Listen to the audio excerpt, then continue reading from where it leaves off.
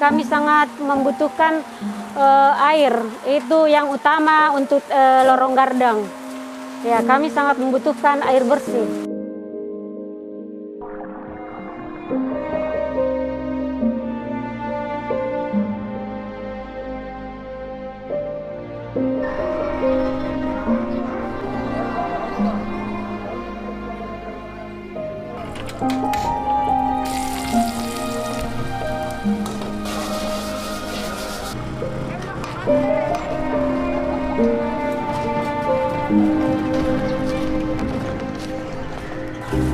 Nama saya Fatima dari Kelurahan Cambaya, Kecamatan Ujung Tanah. Kami sangat merasakan di sini sebagai perempuan ketika kami membutuhkan air, karena air itu adalah salah satu kebutuhan pokok yang harus tersedia bagi kami. Nah, pada saat musim kemarau kami sangat jauh mengangkat air. Kenapa? Karena di daerah kami itu tidak sampai airnya PDAM. Kami beberapa kali mengutarakan masalah ini kepada pemerintah, namun belum ada solusinya. Mereka hanya mengatakan bahwa debit air kurang, nanti akan diusahakan, tapi sampai saat ini belum. Ya, jadi jalan satu-satunya kita harus mengangkat air jauh dari daerah kami.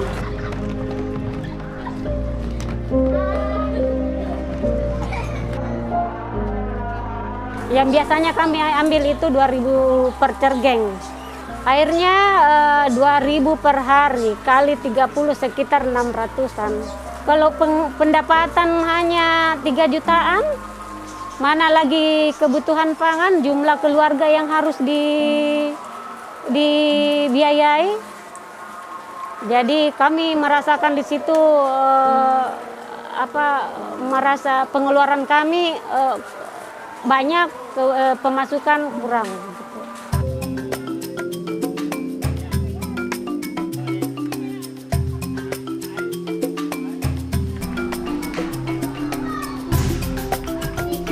Ini Lorong Gardang lahir ketika kami ada pertemuan di kelurahan. Kita berinisiatif untuk membentuk suatu kelompok di mana kelompok ini kita bisa menanam itu hari disepakati cabai. Nah, setelah kami menanam cabai dan tanaman lainnya seperti tomat dan terong, ini kami merasakan manfaatnya. Memasuki 2019 mulai tanaman kami lagi segar-segarnya, lagi tumbuh-tumbuhnya. Tiba-tiba suplai air kurang masuk di daerah Kelurahan Cambaya, sehingga kami tanaman kami banyak yang mati karena tidak ada yang bisa kami gunakan untuk menyiram. Kenapa? Karena kebutuhan untuk minum saja, makan, mencuci itu sangat terbatas. Sejak ada keluar itu kan Lorong Gardang, langsung ada langsung dimasuk di sini. Jadi dikasih bibit. Cuman itu yang susah air. Kalau tidak ada air, tidak bisa juga hidup tanaman. Susah sekali.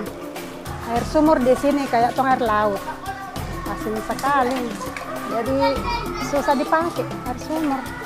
Mati tanaman.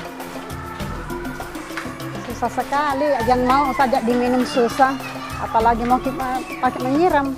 Jadi kalau mau menyiram itu bunga atau lombok, biasa air cuci sayur, air cuci beras yang disimpan, dipakai cuci tanaman. Ini baru lagi mau mulai karena ada nih air hujan. Bagus itu kalau kasih air di sini, kasih lancarkan ke air tak di sini.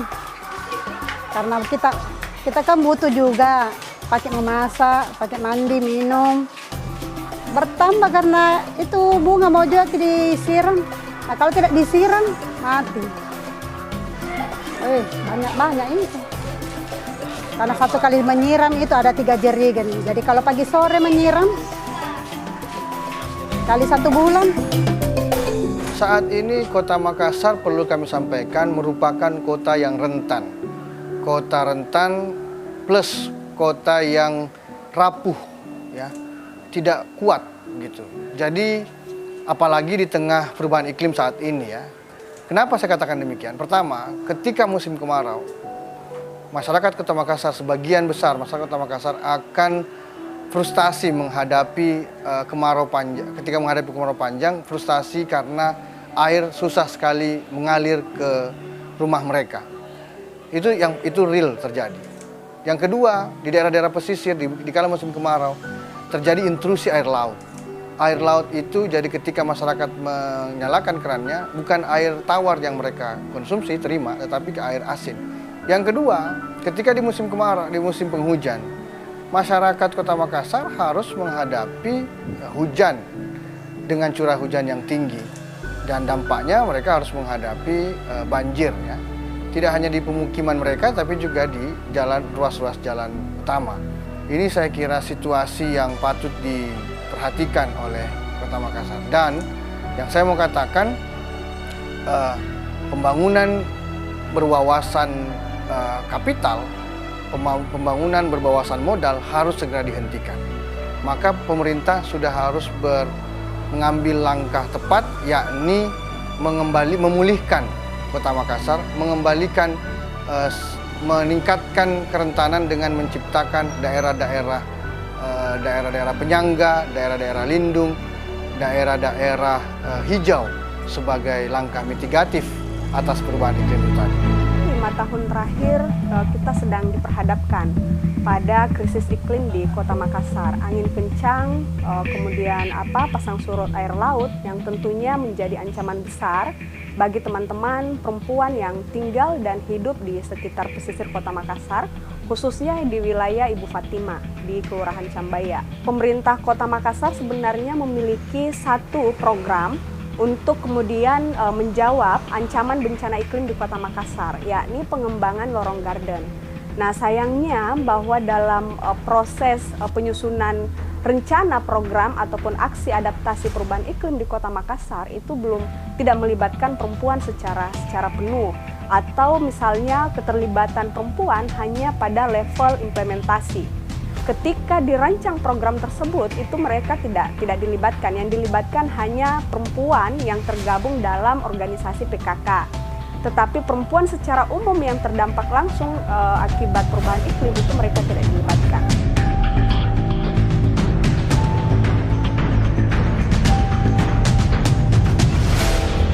Konteks pengembangan lorong garden, yakni salah satu program pemerintah Kota Makassar untuk adaptasi perubahan iklim, sebenarnya salah satu upaya untuk peningkatan dan pemenuhan ruang terbuka hijau sebanyak 30%.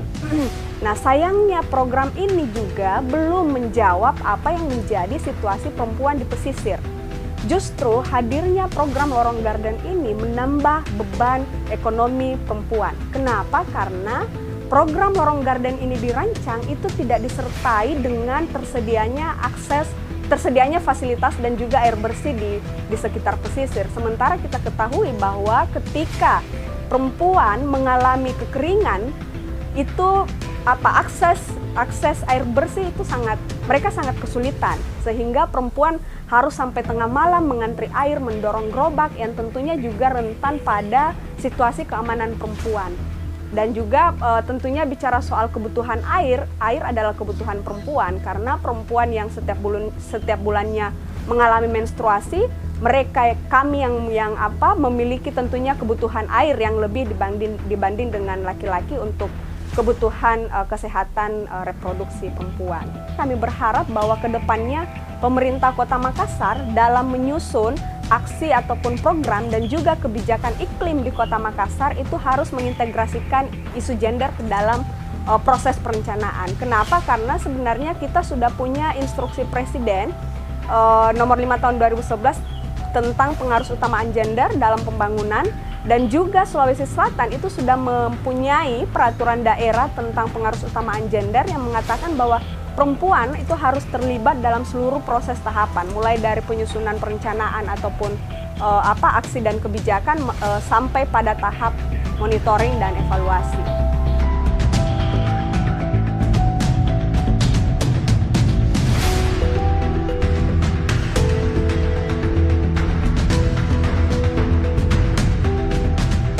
Persoalan lainnya adalah pangan atau tanaman sayur mayur dan juga obat-obatan yang ditanam oleh perempuan di lorong-lorong itu juga masih terpapar emisi yang dihasilkan dari kendaraan bermotor.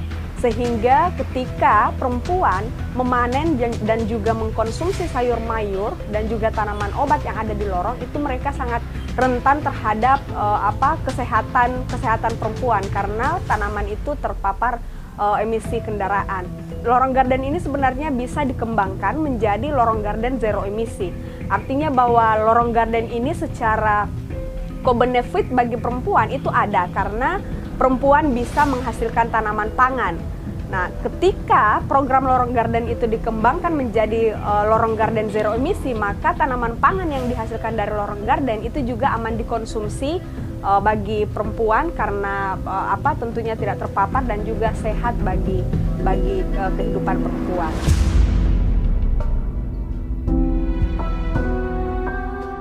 Lorong garden yang sempat dicanangkan oleh Pak Wali Kota itu sudah menyentuh ke warga. Kami sudah mendeteksi setiap lorong, ya, yang mana saja yang bisa kita sentuh. Namun dari segi pengecetan dan dari segi fasilitas kami sudah sediakan, ya. Cuma yang jadi kendala di sini adalah masalah air dengan situasi iklim yang tidak memungkinkan. Kendala kami juga karena ini daerah pesisir laut, di mana banyak tumbuhan yang kami tanam juga itu tidak merespon, ya. Artinya tumbuhan itu mati seperti itu karena mungkin hawa dari air asin itu. Demikian. Nah, kalau berbicara ke depan, ya kami mengedepankan dari segi mungkin tanaman hidroponik.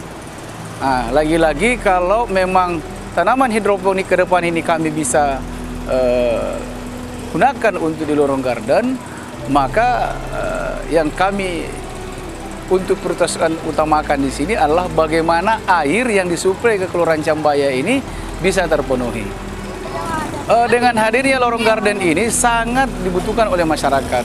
Kenapa? Karena ada kepedulian, di mana dari sisi kebersihan, keindahan dengan adanya lorong garden ini sangat dimanfaatkan oleh masyarakat. Yang kemarin waktu pencanangannya itu cabai oleh Pak Wali Kota, masyarakat sangat antusias di sini dan hanya mungkin saja yang cabai itu yang dapat tumbuh di daerah pesisir kami ini.